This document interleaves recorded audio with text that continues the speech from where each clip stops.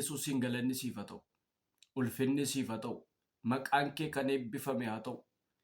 Egaan yeroo kana sagalee kee nutti dubbadhu. Nu barsiisi. Biyya keessa ta'anii, biyya hambaa ta'anii, ergaa kana kan dhaggeeffatan, sagalee kana kan dhaggeeffatan, maqaa Yesuus Kiristoosiin sammuun isaanii haa banamu. Sagalee kanaan, dubbii kanaan, barumsa kanaan, ulfina haaraa tokko, eebba haaraa tokko argatan. Maqaa Yesuus Kiristoosiin macaaficha hubataniif sammuu isaaniif ibsee jedhamee caafamee jira. Sammuun dhaloota dubbii kee dhaga'anii haa banamu. Namoonni sagalee kana ergaa kana barumsa kana hordofan sammuu isaanii haa banamu. Haa banamu. Sammuu isaanii ibsiif. Sammuu dhaloota kanaa ibsiif. Nama baay'eetu hin beeku. Sammuun nama baay'ee hadoodeera. Jireenyi nama baay'ee hadoodeera. Lapheen nama baay'ee hadoodeera. Maqaa Yesuus Kiristoosiin sammuu keenya nuuf ibsi. Laphee keenya nuu bani. Hafuura keenya ayyaana keenya nu gargaari. Ana mucaa keessa na gargaari. Dubbii dhugaa akkan dubbadhu na gargaari. Sagalee dhugaa akkan dubbadhu na gargaari. Bara kana keessa barumsi sobaa, ergaan sobaa, dhaloota baay'eetti faca'aa, dhaloota baay'ee bira gahaa kan jiru, lafa jirutti ammaa kaasee kan rukutame haa ta'u. Ilmaan kee ilaali. Ilmaan kee gargaari. Saba kee gargaari. Dubbii kee nu barsiisi. Hanga dhumaatti nu wajjin ta'i. Maqaa tokkicha ilma kee gooftaa Yesuusiin. Ameen. Gooftaan bara keessa na eebbisu. Egaa namoonni asiin yeroo baay'ee na hordoftan gooftaanis na eebbisu. Sagalee baay'ee jabaa barumsa kana baay'ee akkuma sila dubbadhe irraa barattu, irraa hubattu jedhee abdii guddaa kanan qabu. Xuroota akkasiin hayyaataan dhaggeeffatan baay'ee natti tola. Xinnaa guddaan, beekaaf wallaalaan xuruutti dhaggeeffadhaa. Gooftaanis na eebbisu. Egaan kutaa har'aa yookiis immoo kutaa jalqabaa kana, kutaa tokkoffaa kanarraa kaanee kan ilaallu mata duree guddaa waa'ee waldaa kiristaanaati. Waldaa kiristaanaa mata duree jedhu. Waldaa kiristaanaa mata duree jedhurraa kaaneetu ilaallaa. Kutaa kanaa namni hundumtuu yookiin sagalee kana namni hundumtuu akkasiin xuruutti na duukaa hordoftan nan barbaada. Tokko qabxii tokkoffaa maalummaa waldaa kiristaanaa waan jedhu ilaallaa. Maalummaa waldaa kiristaanaa. Waldaan maalidhaa? Waldaan maalidhaa? Maal jechuudha waldaa jechuun? Tarii waldaa jechuun walitti qabama tokkodha. Walitti qabama tokko yookiis nama 3, 4, 5 walitti dhufanii kan ijaaraman tokkoon waldaa jenna. Waldaa jechuu dandeenya. Gaafa waldaa kiristiyaana ishee jettu gaafa itti daballu immoo walitti qabama amantootaa nutti agarsiisa. Mee sanas haa ta'u kanas mee qabxii lamman tokkon isinitti hima waa'ee waldaa kiristaanaa yookiis maalummaa waldaa kiristaanaa qabxii gurguddaa lama isinitti hima. Xuruutti na dhaggeeffadhaa. Waldaa kiristaanaa jechuun wangeelaan waamamanii Kiristoositti amanuudhaan kan biyya lafaa gananii kan walitti qabaman yaa'ii qulqullootaa jechuudha. Biyya lafaa gananii, hojii biyya lafaa gananii, hojii dukkanaa gananii kan walitti qabaman maaloodha? Yaa'ii qulqullootaa jechuun amantoota jechuudha. Maaltu waldaa kiristaanaa jechuun? Waldaa jechuun walitti qabamaa jenne. Kiristaana ishee jettu gaafa finneetti maxxansinu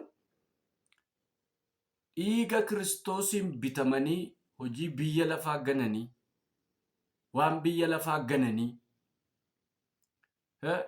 hojii dukkanaa gananii, waan hunduma isaa gananii kan walitti qabaman yaa'ii qulqullootaa. Yaa'ii qulqullootaa. Mee ergaa Phaawulos gara warra Qorontoositti barreesse. Ergaa Phaawulos gara warra Qorontoositti barreesse isa jalqabaa boqonnaa 1. Mee sagalee Waaqayyoon ilaallaa.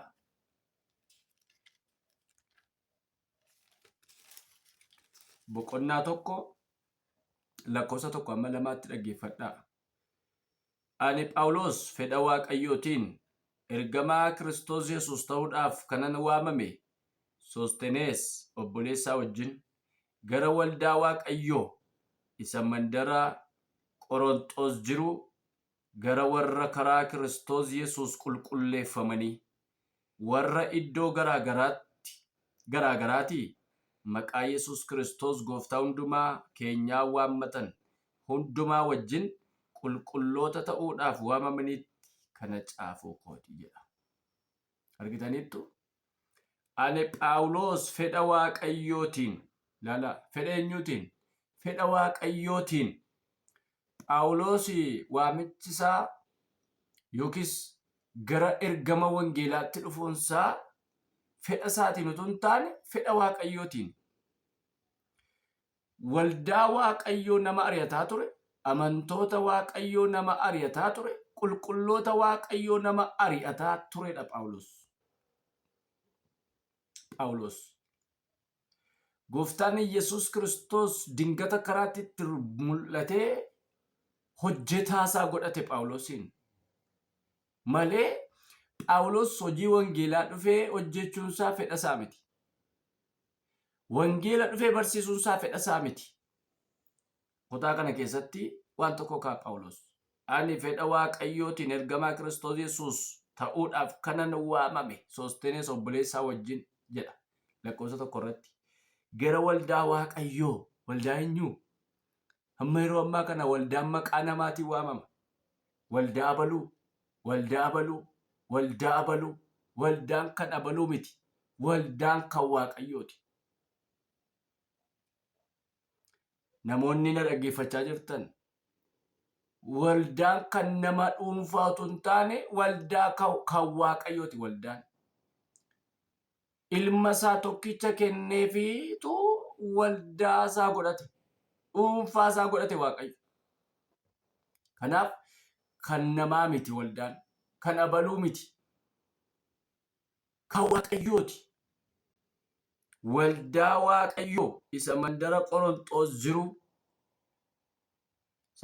isa mandara Qorontos jiru gara warra karaa Kiristoos Yesuus qulqulleeffamanii. Haleluuyaa. Warra qulqulleeffaman, warra fo'aman, warra biyya garaa jiran. Isaan kanaaf ergaa kana maal gochuu kooti? Caafuu kootiidha. Argitaniittu?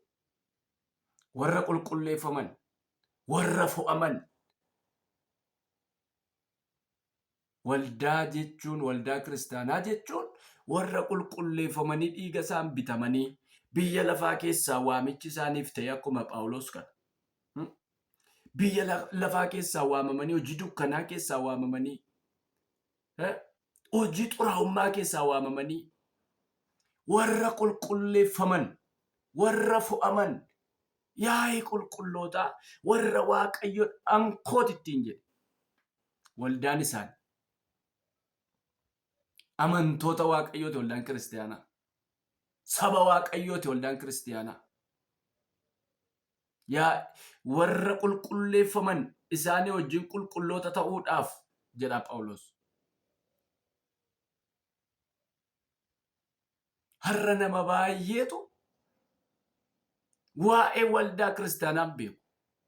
Waldaan kiristaanaa ishee kam akka taate. Tarii namoonni baay'ee waldaan kiristaanaa waldaa bilookeettiidhaan hojjetame, waldaa dhagaadhaan hojjetame, waldaa qorqorrooti jechuu danda'u. Inni koo mana sagadaati. Mana sagadaati. Waldaan kiristaanaa walitti qabama qulqullootaati. Walitti qabama Waaqayyoon sagaduudhaaf, Waaqayyoon waaqeffachuudhaaf walitti qabamedha waldaan kiristaanaa. Tarii namni isiniin galee jirtu yoo jiraattan hubadhaa.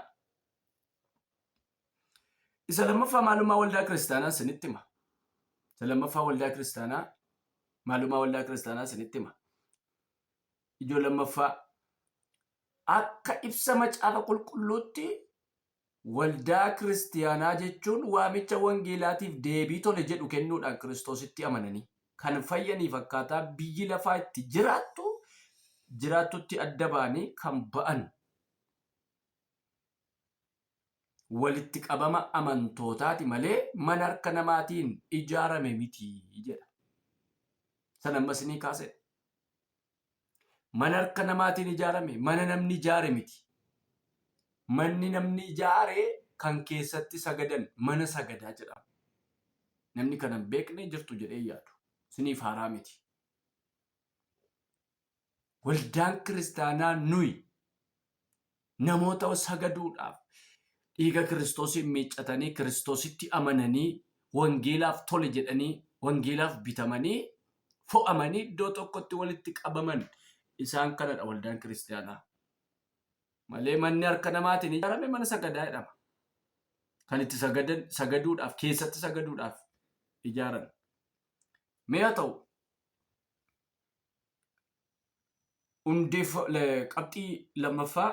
qabxii lammaffaa maalumaa waldaa kiristaanaa qabxii tokkoffaa laalleerra. Qabxii lammaffaa hundeeffamaa fi abbaa waldaa kiristaanaa. Hundeeffama waldaa fi abbaa waldaa kiristaanaa.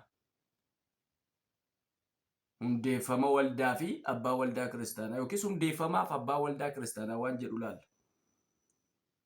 Hundeeffamaa fi abbaa waldaa kiristaanaa. Ciratii tokkoffaa kan ishee hundeesseef abbaan waldaa kiristaanaa dhiiga isaatiin kan ishee fure Gooftaa Yesuus Kiristoos yookiis Waaqayyoodha. Namni waldaa hundeessuu hin danda'u. Maaliisaaf iddoo hoonaan jettan waldaa kan hundeesse abbaan waldaa Waaqayyo yookiin Gooftaa Yesuus Kiristoosidha. Dhiiga isaatiin kan fure, dhiiga isaatiin kan bite abbaan waldaa eenyu? Waaqayyoodha yookiis Yesuus Kiristoosi. Garuu namni waldaa kiristaanaa dhaabuuf mul'ata fudhata. Dhaabuudhaaf mul'ata fudhata namni. Abbaa mul'ataa ta'uu danda'a jechuun mul'anni mataa isaa keessa dhufee Waaqayyo mul'ata kenneefi waldaa dhaabuu danda'a.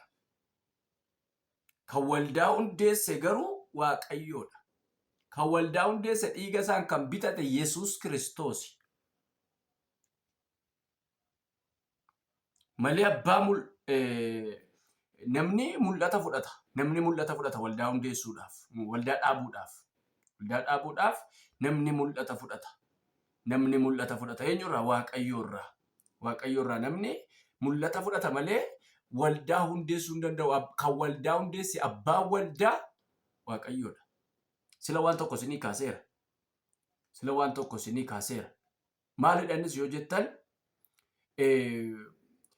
waldaa abaluu jedha. Amma namni yeroo ammaa kana Waaqayyoo mul'ata kennee fi namoota waldaa kiristaanaa dhaaban baay'een isaanii ani abbaa waldaa kiristaanaati. Abbaan waldaa kiristaanaa nama ta'uu hin danda'u.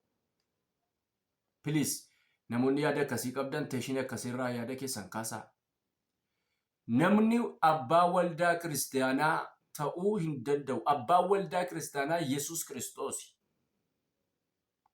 Abbaan waldaa kiristaanaa isa dhiiga isaatiin bitee furate Yesuus Kiristoosidha. Malee eenyuyyuu abbaa waldaa kiristaanaa ta'uu hin danda'u. Mul'ata fuudhee yoo hundeesse yoo dhaabe waldaa mul'ata Waaqayyoorraa fudhatee yoo nama walitti qabee tajaajile mul'ata Waaqayyoorraa fudhatee yoo wangeela barsiisee abbaa waldaa ta'uu hin danda'u. Abbaan waldaa Yesuus Kiristoos isa dhiiga isaatiin bitateedha.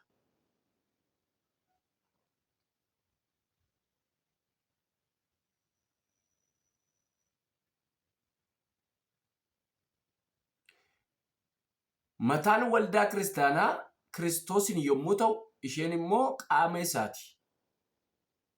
Tokkoffaa Qorontos boqonnaa 1:2. Maatewos 16:18. Maatewos 16:18. Sagalee Waaqayyoo dubbifna.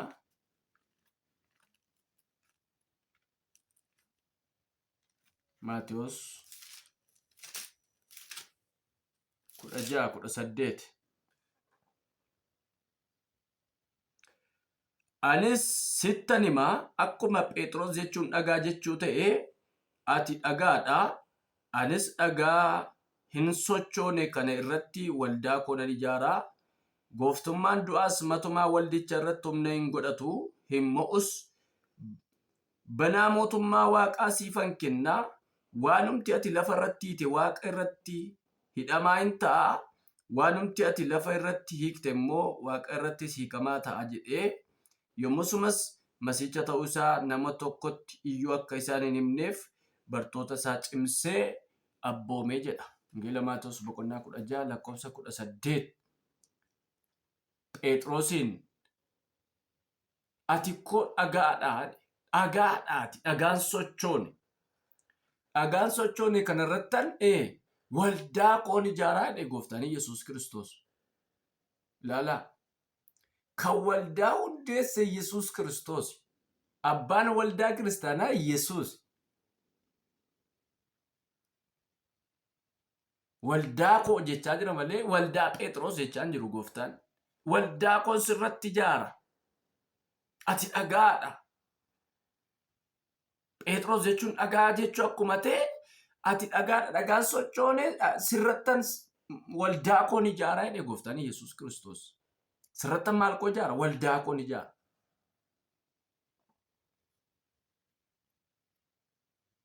Waldaa koon ijaaraa jedhe gooftaan Yesuus Kiristoos Phexrosiin kan hundeesse waldaa kan hundeesse gooftaa keenya Yesuus Kiristoosidha.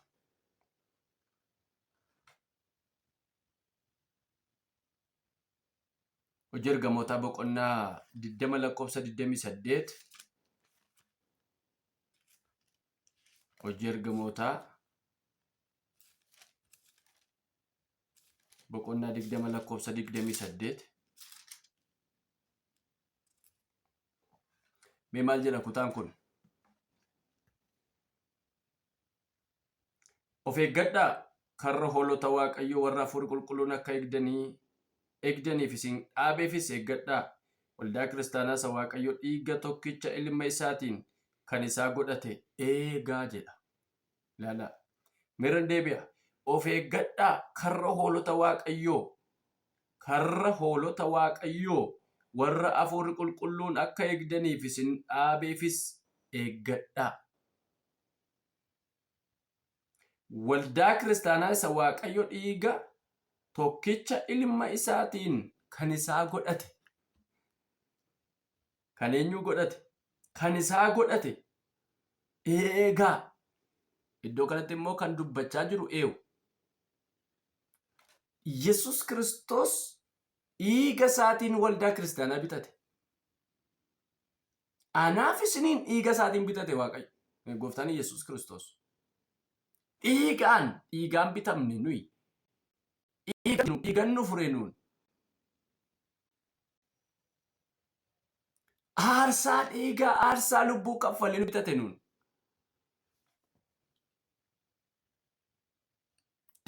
Kanaaf nuyi kan hundeesse waldaa kana kan hundeesse nama utuu hin taane Yesuus Kiristoos waaqayyo abbaa akka ta'e beekuun nurra jiraata. Beekuun nurra jiraata. Malee anatammatuun mul'ata qabaadhee waldaa nan dhaaba jedhee mul'ata fudhadhaa mul'ata waaqoo naa kennaa mul'ata sanarra dhaabadhee ta'u waldaa dhaaba. Yookiin saba walitti qaba. Saba walitti hin qaba. Saba walitti qabu jechuudha waan biraan qabu. Gubaa'ee walitti qabu jechuudha waan biraan qabu. Gubaa'ee walitti qaban yookiin saba walitti qaban kan immoo kan hundeesse eenyu gooftaa Yesuus Kiristoos. Maali? Dhiiga isaatiin.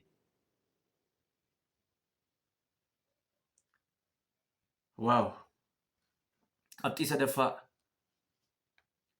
sadaffaa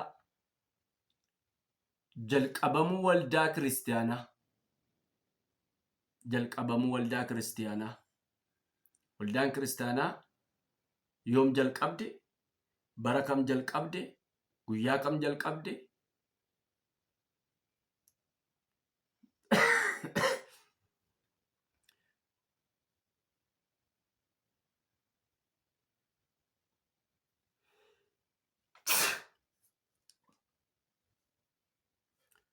Waldaan kiristaanaa Hafuurri Qulqulluun gaafa guyyaa 50ffaa Yerusaalemitti bu'ee jalqabamte. Bara kam jalqabamte waldaan kiristaanaa? Yeroo akkamii jalqabamte? Sa'aatii akkamii jalqabamte? Guyyaa akkamii jalqabamte? Warri jettan tarii namoonni sammuu keessan keessaa wanta akkasii gaaffii sammuu keessan keessaa jireenya keessan keessaa ka'u bara waldaan kiristaanaa jalqabamte, baratti waldaan kiristaanaa jalqabamte, bara Hafuurri Qulqulluun ayyaana isa guyyaa 50ffaa jechuun ayyaana Pheenxeqoosteetti gaafa bu'e sana, bartoota irratti gaafa bu'e sana jalqabamte. Eessatti? Yerusaalem keessatti. Yerusaalem keessatti utuu isaan walitti qabamanii ta'anii Hafuurri Qulqulluun isaanirra bu'e. Wangeela Luqaas boqonnaa 24-44 kaaftanii gaafa laaltan, Gooftaan Yesus gaafa du'ee du'aa ka'ee bultii 40 isaanii wajjin haasa'e, bultii 40 isaanii wajjin dubbate, turtii bultii 40 isaanii wajjin godhe sana keessatti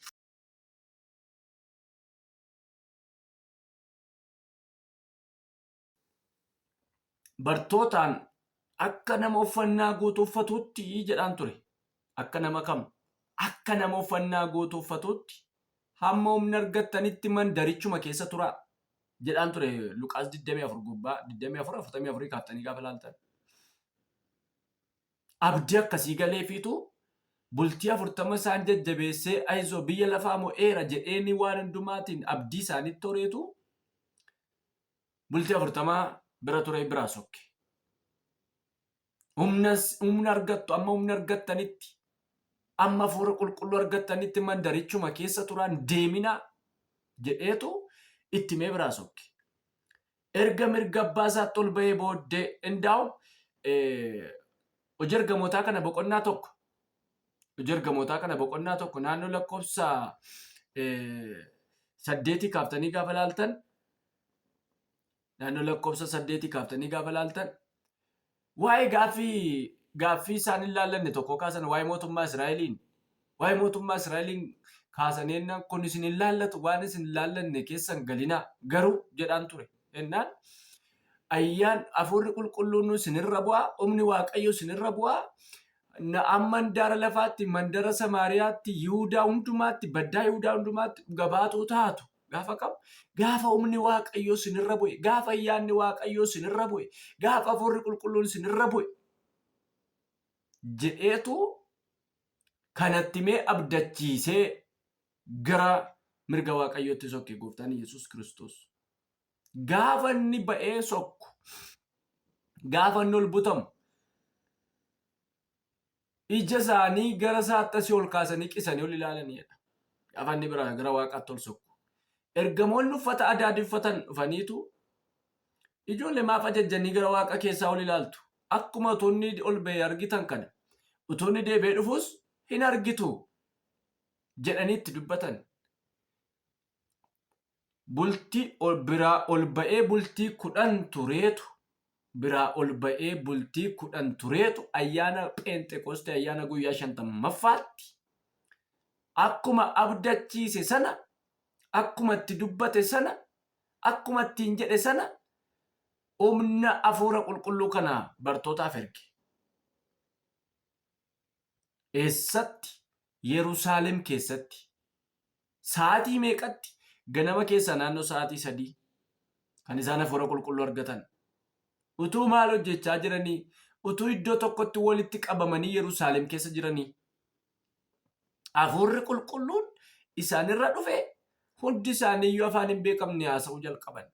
Namoonni mandara sanaallee maaltu ta'e mandara kana keessatti jedhanii dinqifatan. Inni kaan afaan Giriikii haasa'a, inni kaan afaan Ibroota haasa'a, inni kun sanas waan meeqatu yaada namaa keessa dhufe. Inni kaan immoo machaan immoo maal ta'an jarri kun jedhan gaaffii baay'eetu kan yaada namaa keessa. Laphee namaa keessaa gaaffii baay'eetu ka'e.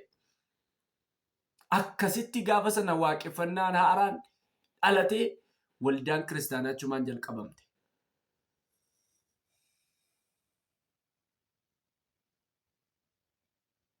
Waldaan kiristaanaa achumaan jalqabamte.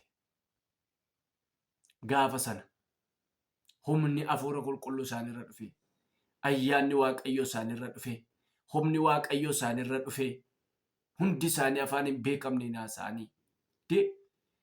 Utuu hafuura qulqulluun argatinillee Phexros kaleessa gaafa Yesuus Kiristoos isaan biraa qabame dubartiitu gansiise. Dubartiitu namicha Galiilaa sana duukaa turte miti ennaanis ati jettu kana hin beeku jedhee gane. Garuu gaafa humnicha argate, gaafa ayyaanicha argate namoota hedduutti ba'ee lallabe Phexros. Maaliif humna argate, ayyaana argate? Waaqeffannaa haaraa waaqeffatan. Afaan hin beekamne haasa'an, afaan hin beekamneen dubbatan. Ergamoonni waldaan bara sana jalqabdee yeroo kamii jalqabde sa'aatii 3 keessa ganama yeroo namni itti hin dammaqne sa'aatii ganama keessaa sa'aatii 3tti waaqeffannaa haaraatu jalqabame Yerusaalem keessatti. Namoota baay'eetti gaaffii ta'e, namoota baay'eetti dalgagale. Isaan garuu waan haaraa ofirratti argan. Har'aa kaasii waan haaraa ofirratti argi maqaa Yesuusiin. Ayyaanni Waaqayyoo sirra habu, humni Waaqayyoo sirra habu, hafuurri Waaqayyoo sirra habu, humna maqaa Yesuusiin. Har'aa kaasii waan takka argitee hin beekne ofirratti argi. Mul'ata takka argitee hin beekne ofirratti argi. Ayyaana takka argitee hin beekne ofirratti argi. Dibata takka argitee hin beekne ofirratti argi humna maqaa Yesuus Kiristoosiitiin. Waaw! Gaafa sana jalqabame jechuudha. Gooftaan isa dhageenya nuuf eebbisu, qabxii ittaanu qabxii arfaffaa amala waldaa kiristaanaa waan jedhuun walitti deebina. Waldaan kiristaanaa amala qabdii, amalli ishee maali waan jedhu guyyaa ittaanu itti fufnee ilaalla. Gooftaan isinaa eebbisu, isa dhageenyeef isa barannee Waaqayyoo sammuu keenya jireenya keenya ittiin nuuf haaressuun isinii jechuu barbaada. Mee daqiiqaa 1 daqiiqaa 2 Waaqayyoodhaan galateeffanna. Galanni fi ulfinni guddaan siif haa ta'u. Sagalee nu barsiifteef, dubbii nutti dubbatte hundumaaf maqaan kee kan eebbifame haa ta'u. Yeroo nu laatte kanaaf si haa galatu. Sagalee kanaan jireenyi keenya akka inni geeddaramu, dhaloonni baay'een sagalee kanaan akka isaan geeddaraman maqaa Yesuusin isaan gargaari. Humna keen, ayyaana keen, hafuura qulqulluun isaan gargaari. Hamma dhumaatti jabeessi nu dhaabi. Kana hunduma jaallattee waan gootuuf si haa galatu. Maqaa Yesuus gooftaatiin. Ameen. Gooftaan isin haa eebbisu. Eebbifamaa. Jabaadhaa. Isin haa eebbisu. Shalom. Naa jiraadhaa.